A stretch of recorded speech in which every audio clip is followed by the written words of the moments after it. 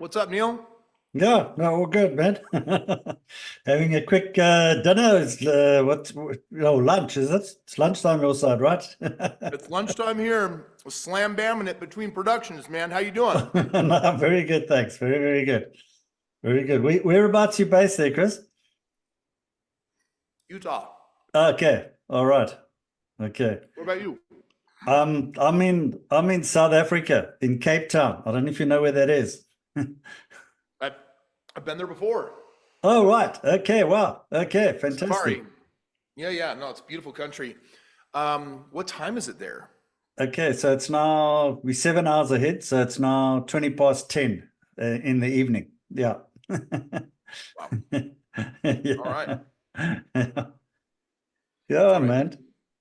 Totally. So, but I look forward to the chat and everything. So, yeah.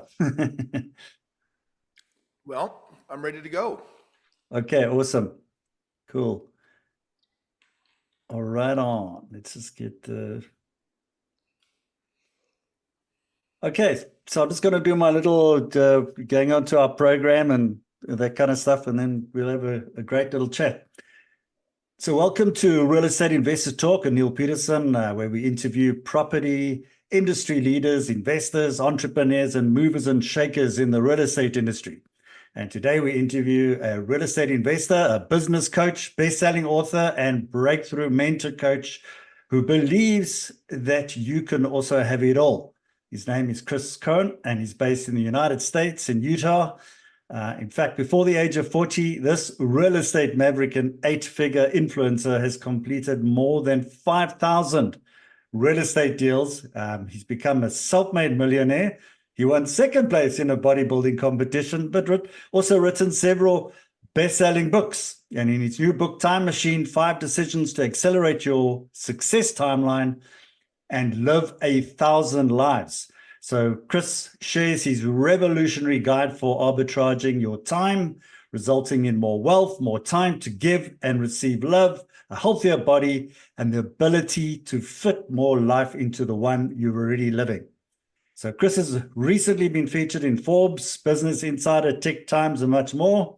And today he's chatting to us, a real estate investor, to find out how he did it. So Kris, very well welcome to you, and thank you for your valuable time today. Neil, glad to be here. Appreciate you. Thank you. No, absolutely. So Kris, tell us where the whole journey started in real estate, because I mean, you're definitely at the top of your game. So you didn't start at that side. I would assume there was a No, journey. I had no interest in real estate. I had no interest in business. My father is a German immigrant who my entire life said, get good grades, go to college, that's the way. And so I pursued his advice. And when I was a teenager, I decided I wanted to be a doctor. I knew that even though I had 8 other brothers and sisters, I wanted to be the one to take care of my parents in their old age. So I needed enough income for my family and also my parents. And that was the path that I went down. When I started in college, I started taking pre-med classes and very, very quickly learned that my brain did not favor chemistry. I ended up getting a C in that class, which my advisor said, you're not going to get into medical school with a C. Like, you've got a decade of science classes coming your way. So I said, you're wrong. I'm going to take it again. I'm going to get a tutor. And then when I took the class again, I didn't get a C. I got a C minus, which as a lower grade was really, really frustrating. And I remember just thinking, Kris, do you really want to pursue a path for something that doesn't come natural to you? And so I gave up that dream and was quite disheartened because most of the other degrees in university paid, $50,000 a year, $100,000 a year, $70,000 a year. I couldn't find anything that was going to take care of 2 families well. And after a semester of exploring different opportunities is when I decided that whatever I was going to find, whatever I was going to do was not going to be found within the traditional track. And long story short, it got worse. I mean, I remember being scared to go home and tell my brand new bride that I gave up on my medical school dream. But on top of that, I was depressed. I was doing this telemarketing job that I didn't like very much. My first year, I made less than 20,000 US dollars, which is a very small sum of money, definitely in the poverty level. We're going deeper and deeper into debt. And one day I came home and found my wife in tears. And she said, Kris, we don't have money for tuition in 3 weeks. We don't have money to pay rent next week, and we don't have food. And she had been crying because she tried to go grocery shopping, but bounced the checkbook, so to speak. And we basically were empty-handed. She was hungry. And I thought, how on earth did I get in this situation? And what it did is it created a lot of motivation to find a solution. And within about 6 months, I found 3 people that, it was strange, each one of them had made over $10 million in real estate, and they all did it different. And so I asked if I could mentor with them. One of them flat out refused me, but I was tenacious and I went on the other 2, and I started following them around and learning everything I could. And by the time I graduated college, I had 25 rentals. I had a 6-figure residual income. And while all my buddies that are newly graduated were getting jobs, I didn't need to. So my life kind of started off retired and not needing to work fresh out of college. Wow. Sure. I mean, it's amazing that there's something you have to get to a point of a real low before you kind of realize that, you got to move into a certain direction. So what is the systems and that you learned from these different mentors? Because now you've actually become a mentor and coach yourself. And how long did it take to start realizing some success and getting results? Well, I spent a year saving up money for a small down payment, like a 3% down payment on a home. And during that time, I started just studying everything I could. And what I realized was there was about 30 different strategies for making money in real estate: wholesaling, flipping, multifamily, development, etc. And I would ask my mentors, which is the best strategy? And they said, well, that's not fair. And I said, no, I don't think you understand. I want to specialize. I don't want to learn everything. I just want to learn the best thing. And they said, well, the only way to figure out the best strategy is to figure out what you value. And so I took time to come up with 6 things that I valued, and I put them in a very basic algorithm so that I could compare all 30 strategies against each other and basically come out on top with the best.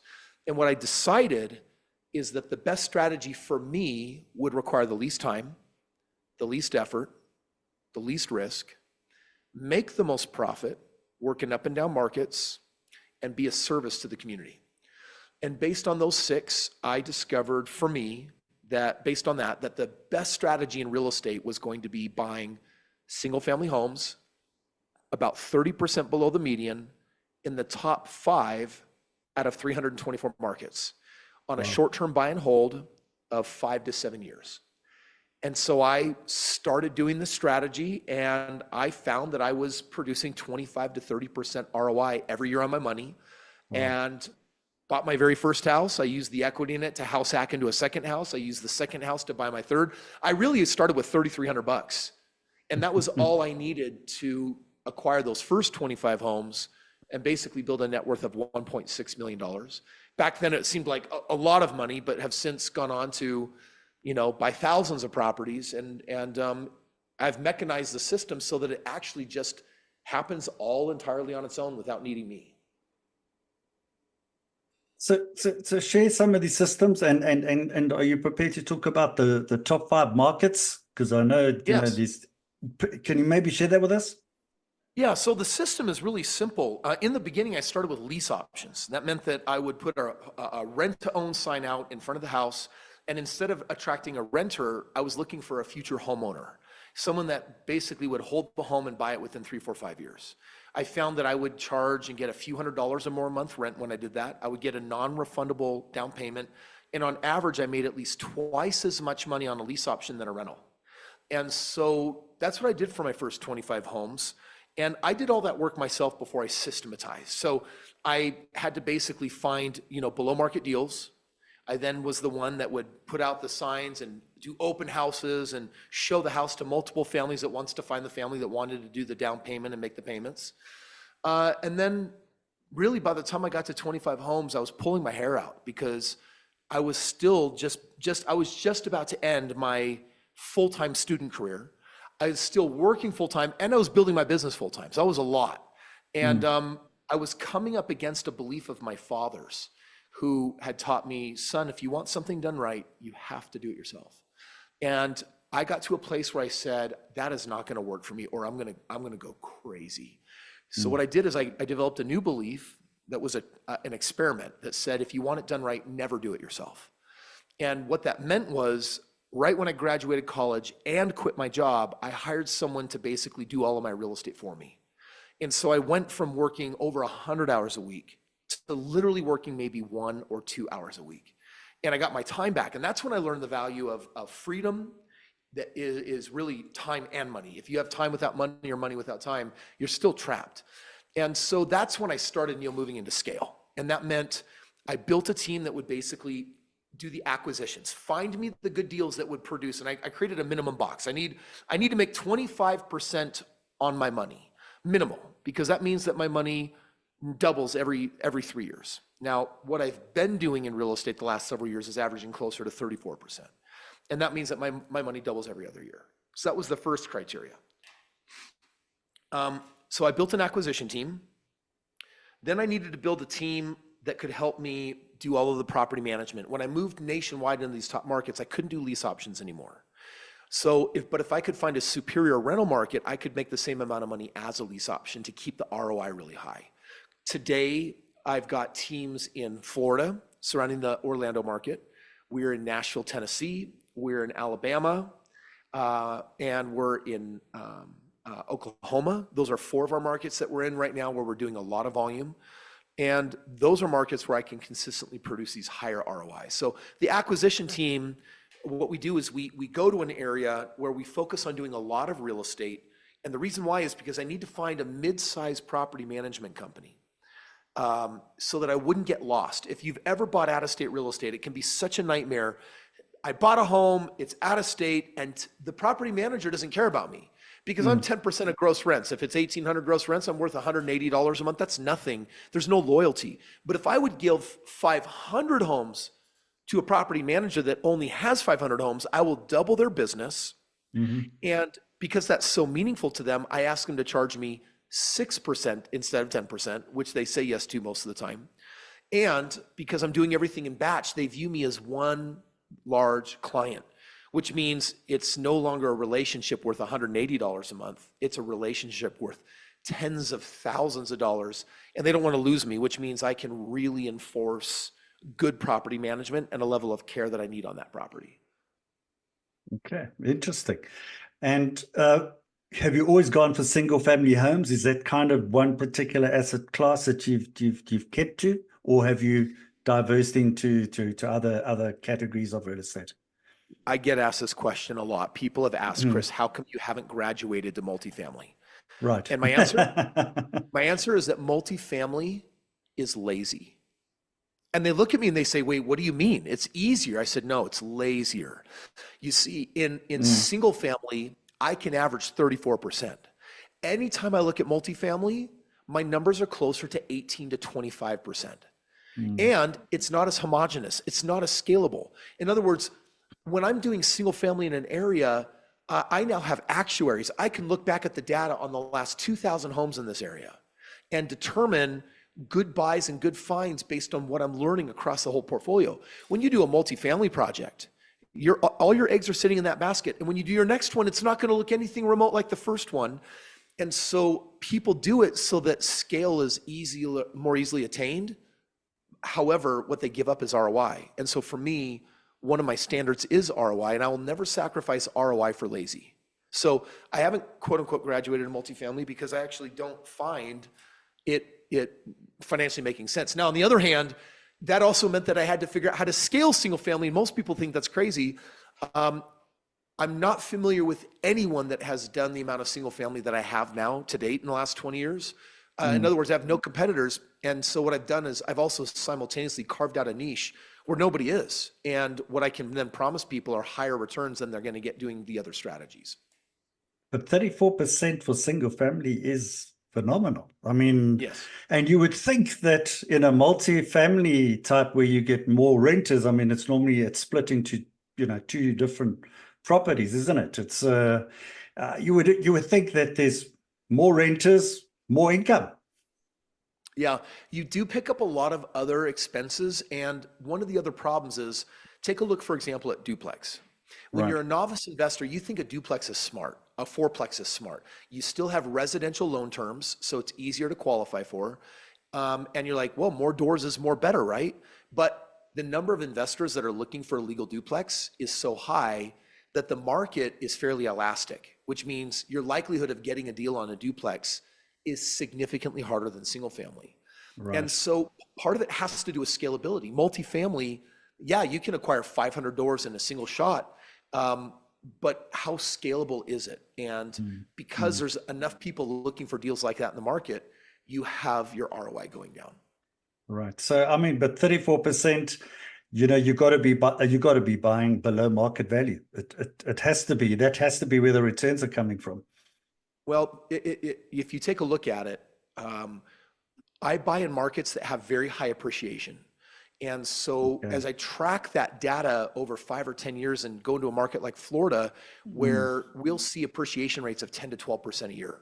Mhm. Now, that 10 to 12%, you go ahead and you don't factor that on the value of the home, but actually the smaller 20% down investment that you made, and that skyrockets your ROI. You've got your cash on cash ROI. Then you've outsourced the payoff of the home to your renters. They're literally living in it, paying it off for you. So every year you're making about a 5% ROI on principal reduction. So now when you start adding up, your 3, 4, 5, 6 percentage points on cash, you're 5% there, and you start looking at the appreciation, and that's when you start realizing, okay, like I'm now getting into very serious double-digit returns. And so we break it down. We've got to look at all of those individual pieces to squeak out that high of an ROI. Okay, well, that's wonderful.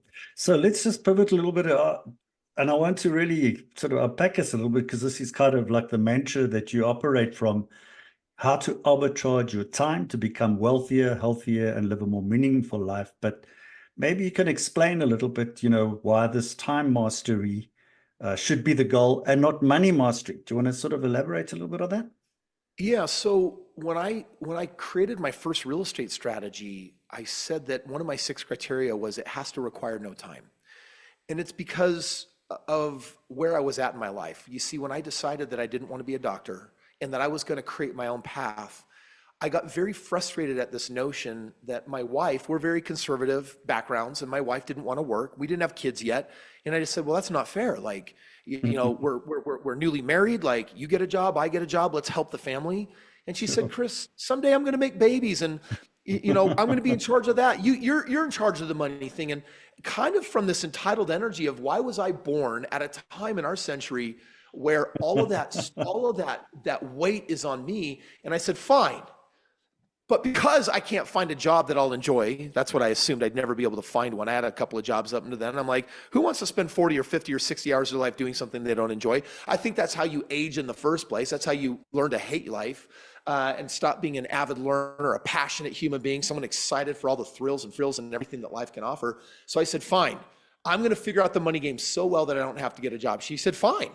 And that's what I did. And so valuing time was actually a really important part of that first strategy. And my life today is really all about arbitrage, because when you ask what is the most meaningful thing, or let's go to the end, like your deathbed, when it's time to die, what will you value most? Well, we know that you can't have more health, so you won't value it then because it's Mm. gone.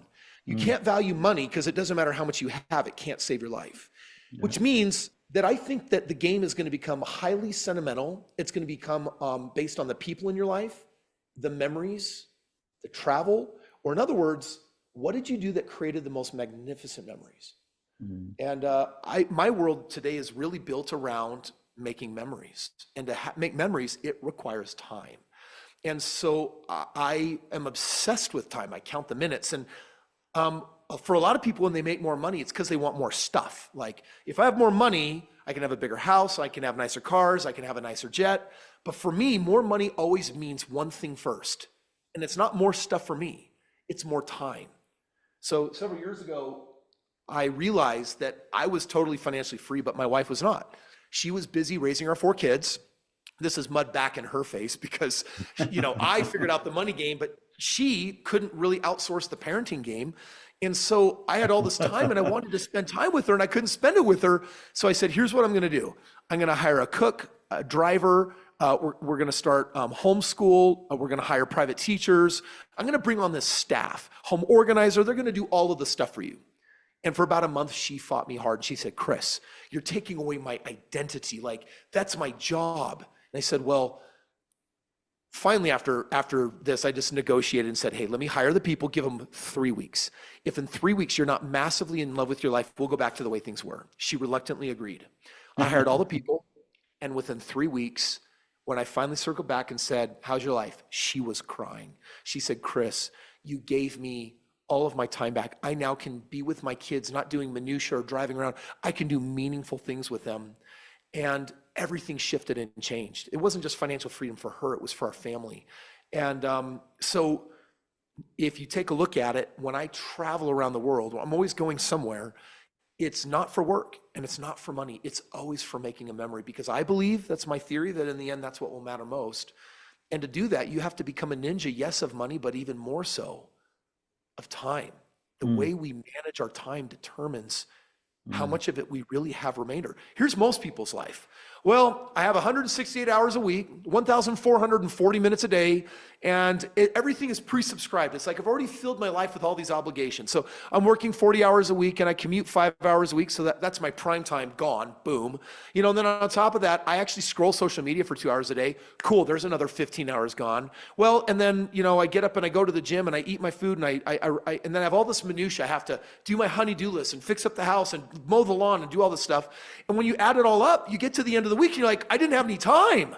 Like, I had very, very little time for what I wanted. And my goal is to recapture all of those lost minutes and enjoy a life well lived of doing the things that matter most. Wonderful. I think it's such a great analogy, and I think we can all get excited by that. To own your time is incredible. So Kris, tell us a little bit about, because one of your analogies I picked up in one of your videos, don't bet in your own backyard. Now, you travel around a lot, as you were saying. Now, I'm sitting in Cape Town, South Africa. It's right on the tip of Africa. In fact, I've been running this magazine. It comes from the US. In fact, it emanates from Phoenix, Arizona. So I do have a little bit of a history in the US. And then in 2012, I teamed up with two other investors. And what we did is we brought 200 investors to the US, to Atlanta, and we got them invested into single family homes at $75,000. Can you believe it? For three bedroom homes. It's unbelievable. And every single one of them made money just on the appreciation.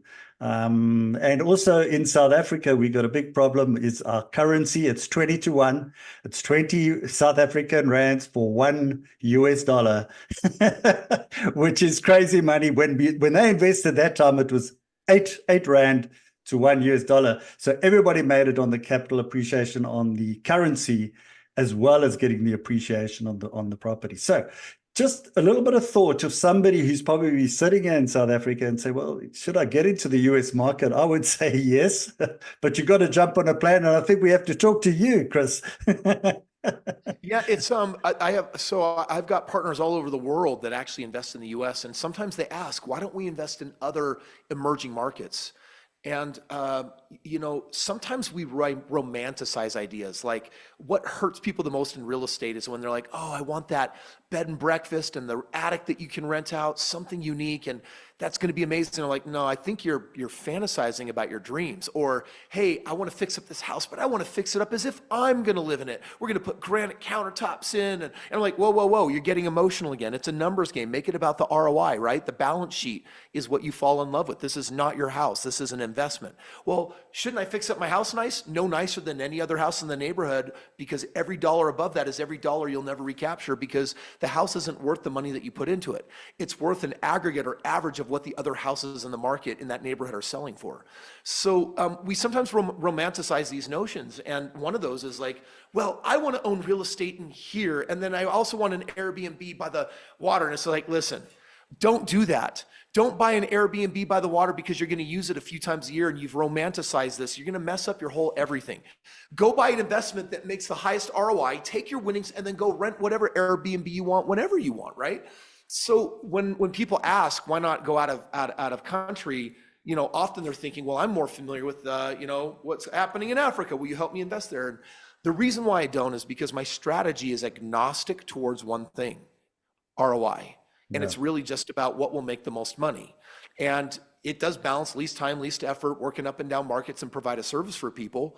But ROI, when people are asking why this, why not that, it'll always come down to three letters, ROI.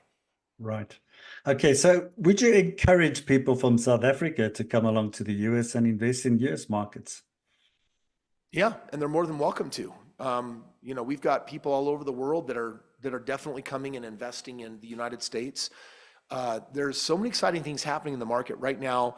It's an election year, lots of Yeah. uncertainty. In South Africa as well. Okay, there we go. We got rates that are planning on coming down another 2% before the end of the year, which makes money very, very affordable again. Even at the higher interest rates, it's been good for our game. But more people, the real estate market's really going to go buzzing. Prices in 2024 and 2025 are definitely going to be skyrocketing, like they were in 21 with the pandemic.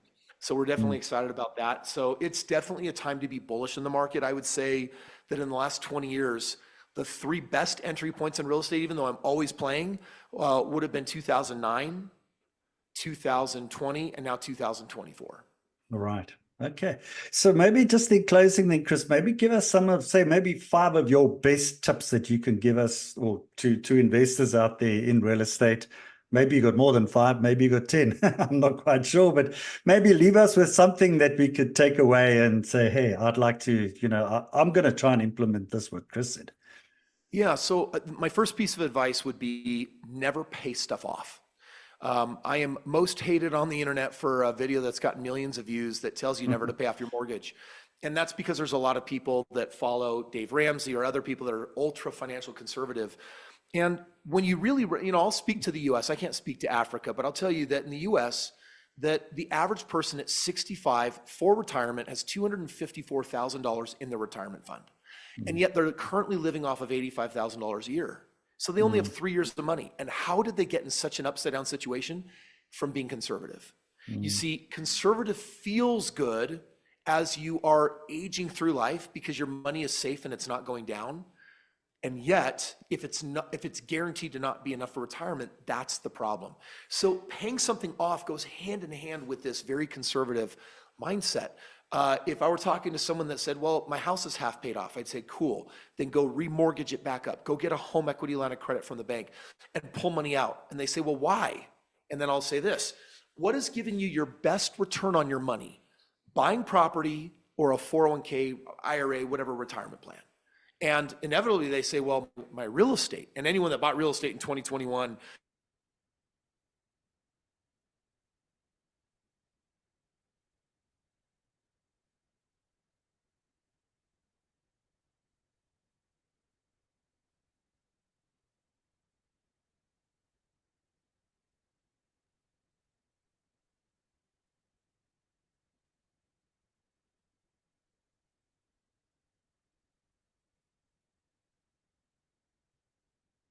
I don't know what's happened here, Kris.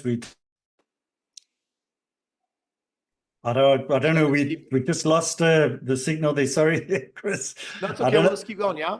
Yeah. So maybe just start off with, I know you were starting, if you don't mind, sort of just starting giving your best tips again, because I'm not quite sure where it cut out. Sort of just went dead for about a minute. I apologize about that. Okay. So if you don't mind, over to you. Cool. So my first piece of advice is don't pay off your homes. And the reason why is because you lose ROI the more paid off they get. Because you're taking capital that could be sitting in an additional home, also earning you positive cash flow and appreciation. And instead, it's actually giving you a weaker ROI year over year. And I've got a video online that has millions of views that's upset a lot of people, a lot of Dave Ramsey followers, because I tell them that you should never pay off your mortgage. And here's the truth. The earliest conceivable time to actually pay off your house or any investment property is only if paid off, the aggregate positive cash flow is enough to pay for your ideal lifestyle. Not your minimum, not your expenses, but your ideal. And until you achieve your ideal, you don't want to slow your money down by actually retiring it in a property that lowers your ROI. Now, what that means for most people is, well, Kris, my house has $150,000 of equity. What do you think I should do? Should I sell it? No, don't sell your house. Get a home equity line of credit, pull out $100,000 and buy 2 more houses. Now you're making money on 3 houses instead of 1. 25 homes in my original portfolio that were each paying me $500 a month meant that I could quote unquote retire on $12,500 a month as a college kid, as a freshly graduated college kid. That was a ton of money before I started really exploding my portfolio. And so more homes is more good. Be very careful not to pay stuff off while you are in a wealth building phase. Wonderful. Yeah. Next. The second, go ahead.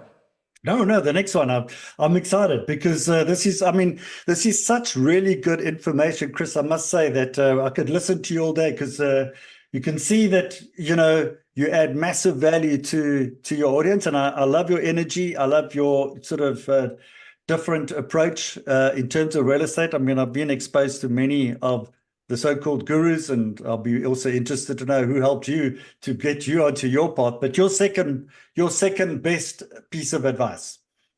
I would be weary of too much leverage. I always put 20% down, and as the markets fluctuate, you'll sometimes see loan programs come around that will say you can put down 5% or 10%, and I don't think that's wise. When I buy real estate 30% below the median, the current median in America is sitting over 400 grand. My average purchase price is around 270,000. And the reason why I'm 30% below is because when the market crashes, $1 million house on a bad crash can become worth $500,000. $500,000 can be worth 300. 300 can drop to 200, and 200 can drop to 180. 180 drops to nothing. In other words, the closer you get below the median, what you end up doing is creating more insulation and safety from up and down markets. If you don't put 20% down because there's some cheap mortgage programs out there that will let you put less, I do believe that if the market flips upside down, you don't want to put yourself in a situation where you're underwater. Right. I did at one point in my career have some of my buddies making fun of me saying, Kris, I just bought $1 million house that's now worth $2 million. I made $1 million on a single house. How many homes do you have to do, Kris, to do that? I said, well, probably 10 to 15 homes. And they said, well, isn't that better to just put all your eggs in one basket? And I said, after the 2008 crash hit, they lost all their real estate. And I didn't lose any of my real estate, never foreclosed, never had a late payment. I never had anything bad happen. And that's because of my rule of staying 30% below the median. You do have to do more volume, but it's safer, and you're going to be catering to a population that needs homes. And that's really an ideal home price for most people, which means that you're the most liquid and you can move your property, the most.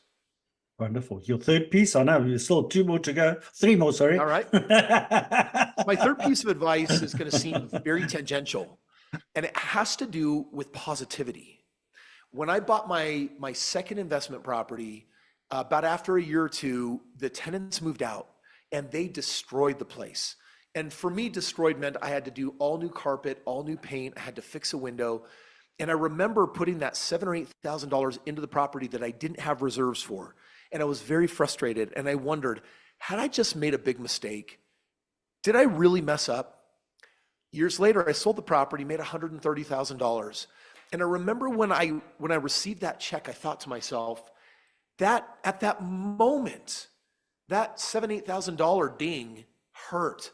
But in the eternal perspective, the long game, this was actually a smart winning move. And writing that $7,000 or $8,000 check was actually a part of winning. What I did is I created a rule to have what's called a sleep well at night account, where I generally put $10,000 in the bank to manage a property and $5,000 for every property after. And for me, I find that that is enough money so that on a bad day, you have the funds and don't have to have a cash call, and you can feel like you've managed your properties well. But ultimately, it comes down to a winning mindset. And the winning mindset is that if you can stay positive during a bad situation, you will be more equipped to handle the bad situation. I used to be someone that said, well, when I'm making money, I'm happy, and when I'm losing money, I'm sad. And I've learned that when people are negative, that what they do is they exacerbate problems, they expand them, they make them worse. And fear can do that to a person, and fear does not belong in the game of investing. And so my third hack would be to practice fortifying positivity every single day in your life.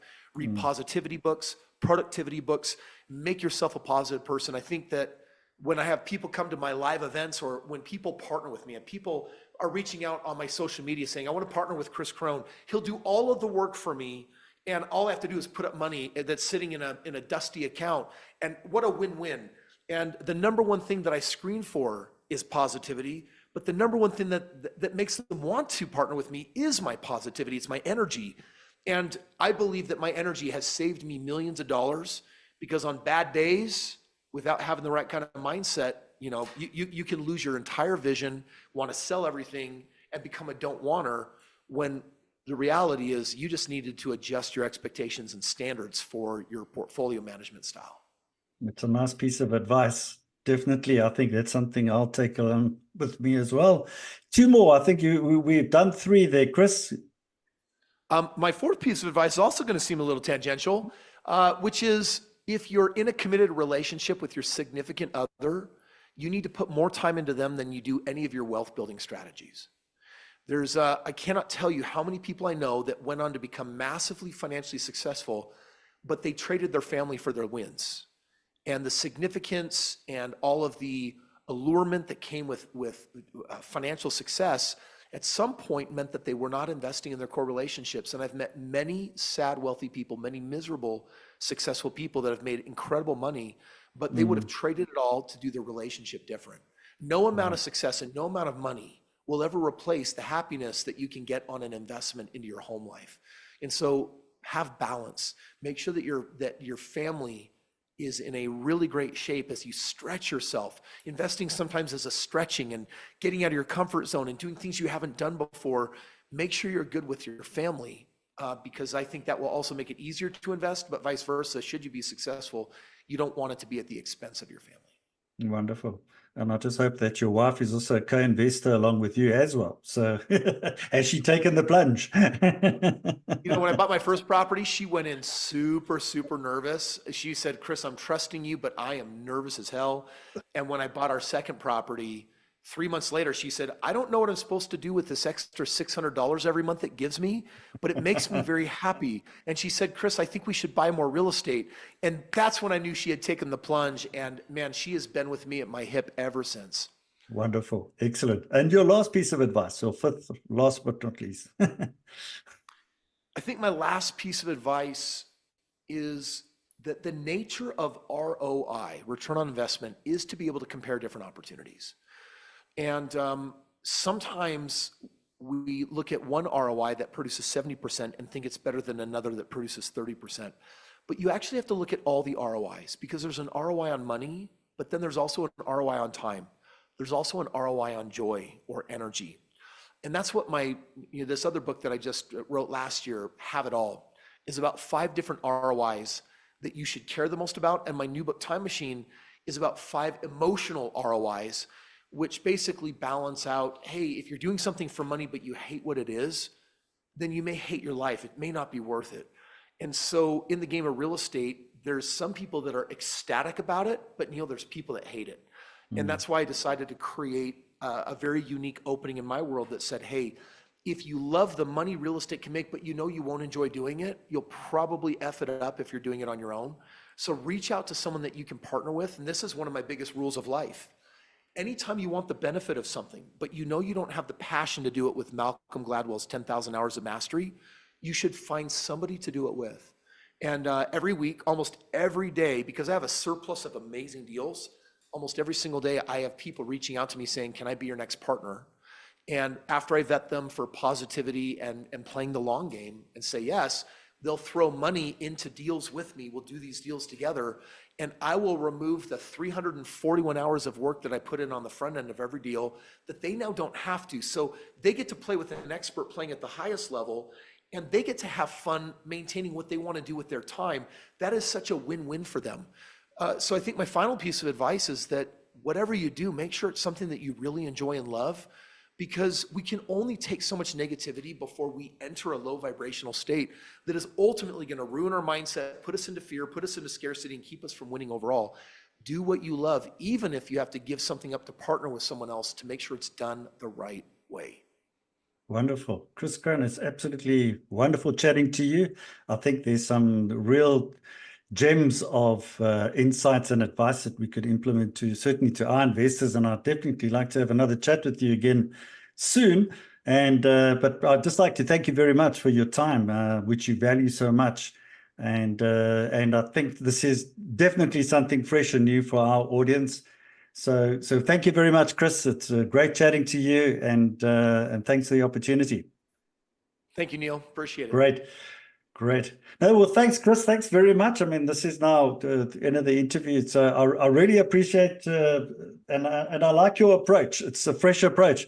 Have you worked at all with Robert Kiyosaki? Have you been, is he, I don't know who your mentors were, but I know he's coming to South Africa again now in May. I've actually interviewed him quite a few times. And I Yeah, don't he's know. I mean, I've read his books. Yeah. I've keynoted right alongside with him. Yes. Um, but he definitely is not an investor. What he does Mm. is he's an educator.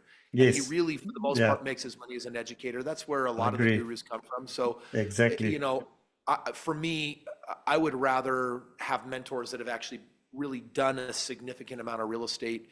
And so Exactly. many of the mentors that I worked with, that's where they come from, is they're not just educators and teachers. You know, the Yes. amount of education and teaching that I do is very minimal compared to the amount of real estate that we transact. Yes. Yeah, so like the Dave Ramseys of the world and those kind of people and what have you. And do you know Dolph Doris as well? Do you know Yeah, Dolph? I actually helped Dolph get about 50 million views on his social media. I launched his social media for him. Really? Oh, wow. Yeah, so yeah, Dolph and I are very good friends. Okay, well, I spent a lot of time with Dolph in South Africa, and he actually done quite a few events. So when you see him, wish him all the best. And I will do that. yeah, he's He's a Arizona. good, He's amazing. yeah, he's a great guy, fantastic, and he's done some also extraordinary things. But fantastic, it's really good. I think, if at some time, I don't know whether you would like to even, I mean, as you can see, we've got a real estate publication. If you want to contribute or, send some content through, I'd love to publish, some of your work if Excellent. you've got some stuff that we could use. Yeah, no, I'm not yeah, we can totally do that. okay, I awesome. think I'll let Jeff Mann know to pursue you on that. I think he's my Yes. PR guy that talked with you originally. Okay. Yes. Yeah. There was Jeff. I think there was some other lady involved. Lindsay, I think it was Seeger. I think obviously works for Jeff, I would assume. But yeah, if you can work with them, I'd really appreciate that. We could publish some of your work and let's see how this goes, because we're always looking for fresh new content. And I think your one is it's a different approach to what we always see. I mean, there's similarities in real estate all the time. I mean, it comes back to ROIs and all that kind of stuff, but there's other angles which you use. I think I like the whole time analogy of yours. So I love fantastic. it. Awesome. All right. Great meeting you, Kris. And Neil. thank you once again for your time. I really appreciate it. And yeah, we'll be in touch. All the best. Sounds good. Cheers, Neil. Ed. Thank you. Go out. Cheers, Ed. Bye-bye.